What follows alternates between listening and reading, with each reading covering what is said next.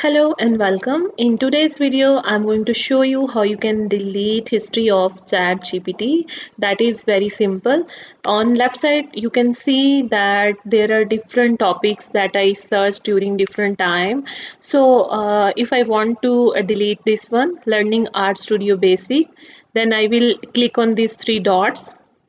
There are four options: share, rename, archive, and delete. If you want to share it with someone, you can simply press share, you can rename it, you can archive, and if you want to delete it, you will press delete.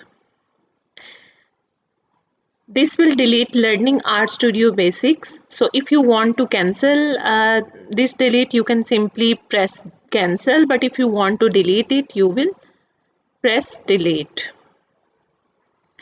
And here you will see that this has been deleted after some time. And thank you so much for watching my video. Stay tuned for more.